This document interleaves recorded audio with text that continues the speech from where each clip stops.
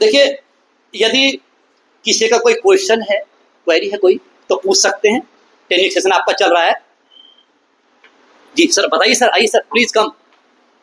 जी sir, क्या question है? Second या थर्ड क्लास में कोई बच्चा दूसरे स्कूल से आया है और उसे अभी अक्षरों की भी पहचान नहीं है, लेकिन सर क्लास में क्वेश्चन आंसर लिखाए जा रहे हैं, तो फिर सर उसके लिए क्या किया जाए? देखिए, बहुत बड़ी समस्या है। पहले तो सर के लिए ताली बजाइए प्लीज। बैठिए सर प्लीज। देखिए, ऐसा क्वेश्चन देखिए बहुत कम स्कूल से मुझसे पूछा गया है, जबकि इतना इंपॉर्टेंट क्वेश्चन है ये कि एक बच्चा फर्स्ट क्लास में आ गया, सेकंड में आ गया, थर्ड में आ गया, गलती किसी की भी रही हो, पेरेंट्स की रही हो, स्कूल की रही हो, बच्चे की रही हो, किसी की भी रही हो, और वो अभी तक जो ना हिंदी पढ़ना नहीं सीखा, इंग्लिश पढ़ना नहीं सीखा प्रॉपर रूप में। हम उसे करा रहे हैं क्वेश्चन आंसर, वो क्वेश्चन आंसर को केवल बोर्ड से उतार रहा है। तो उसके लिए क्या किया जाना चाहिए?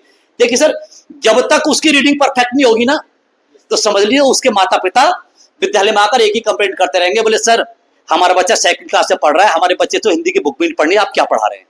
तो उसे जो रिक्वायरमेंट है, जो न्यू एजुकेशन पॉलिसी है, उसमें यह बताया गया कि बच्चे के आधार पर पढ़ाइए, अध्यापक के आधार पर मत पढ़ाइए। तो बच्चे का आधार क्या कहता है कि उस बच्चे से रीडिंग नहीं आता, तो मैं आपको एक परफेक्ट सॉल्यूशन बताने वाला हूं उसका। आपको क्या करना है? मोस्टली स्कूल्स में nursery, LKG, UKG, first, second और थर्ड क्लास में मदर टीचर्स होते हैं, am I right?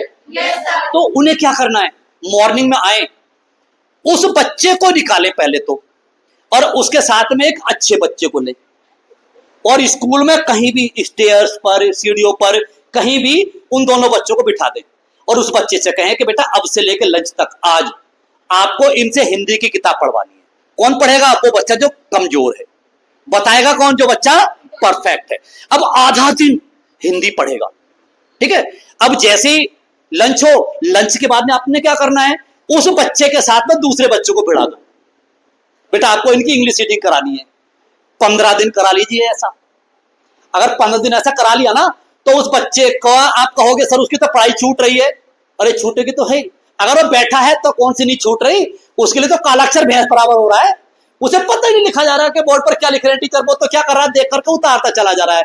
लेकिन 15 दिन आपने क्या किया? बच्चे को बाहर बिठाया, एक बच्चे को उससे हिंदी पढ़वाई, बच्चे को बाहर बिठाया, आधे दिन उससे इंग्लिश पढ़वाई। 15 दिन ये प्रोसेस करिए, 16वें दिन को पूरे कॉन्फिडेंस के साथ में आपकी कक्षा में बैठेगा। बस इसका सर यही इलाज है, जो पुरानी गलती हो चुकी है। जय हिंद।